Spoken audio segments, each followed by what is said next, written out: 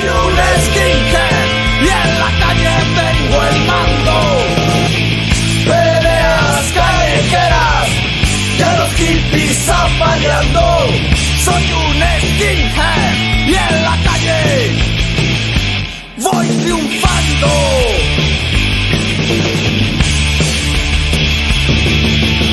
Siempre estamos listos para pelear. Muchas batallas aún nos quedan por librar. Muchas guerras que jamás terminarán. Pero la vida no es solamente acción. Tenemos ska y reggae para la diversión. Y la cerveza es nuestra mejor evasión. Con nostalgia del pasado y del futuro despreciado. Aún quedan muchos caminos por recorrer. Con las botas.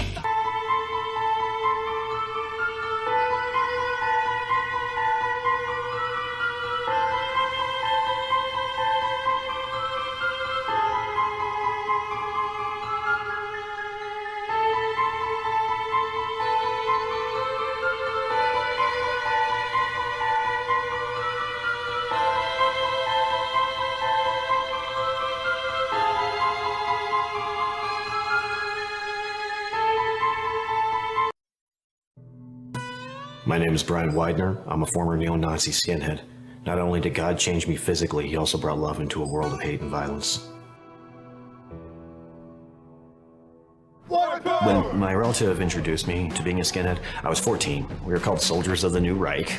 I was beaten up a lot just because I was a skinhead, and it was a predominantly Mexican area of town. So violence was a very, very common thing, and you either get hard or you die. And that's the rule, that's it. Brian Widener came from a broken home. Raised by an alcoholic grandmother, he learned from an early age that he had to take care of himself. So I learned how to hate. I started getting tattooed at about 14, 15. The tattoo thing was just to signify the whole tough guy look. Oh, I got swastikas and stuff when I was like 16, 17. I got them more for shock value because I really didn't understand the politics behind them.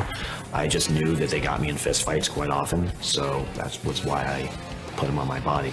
And after that, that's when I decided, well, I should probably know what they're about, and that's why I started hitting libraries and studying on them and this and that. And that's when I started getting into the politics of everything. Before it was just to piss people off, honestly. Eventually, I decided Albuquerque wasn't the place for me and started traveling around the country. I met my first hammer skin out in Indiana. They're known for being the most notorious, the most violent, the biggest, the baddest, the elite, basically. And when I met these guys, that's what I wanted to be. You know, they were organized, they were tough. You know, it was just like everything any skinhead, you know, just would want to be.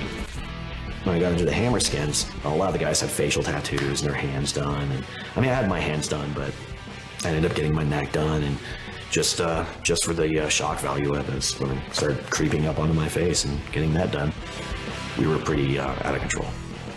When the gang disintegrated, Brian and former members created a new gang called the Vinlanders Social Club.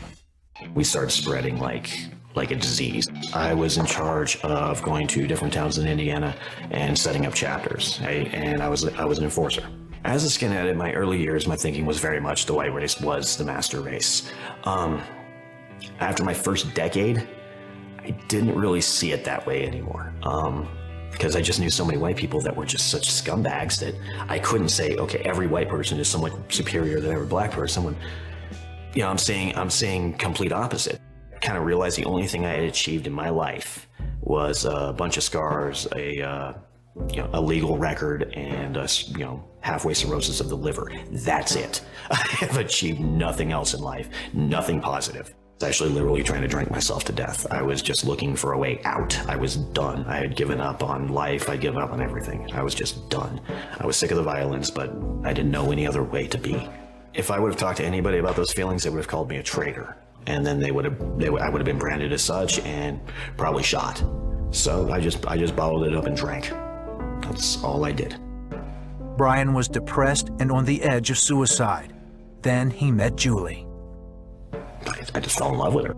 After we got married, my former gang got real jealous of the fact that I got married and moved 10 hours away because I was no longer available for their business.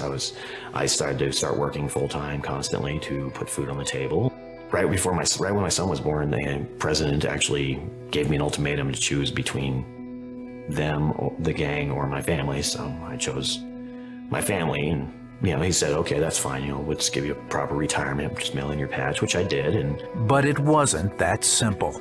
Death threats started immediately, and they never stopped. People would, call up 3 o'clock in the morning and talk about how they're going to kill me and kill the kids. And for years, Julie and I lived literally on red alert. We'd take turns staying up all night with ball bats and stuff, and just wondering when they were going to kick in the door. It wasn't a matter of it wasn't a matter of if, it was just a matter of when. I knew these guys. I knew what they were capable of. And I'm a pretty tough guy. I can handle myself pretty well, but against 7, 8 guys, there's nothing I can do.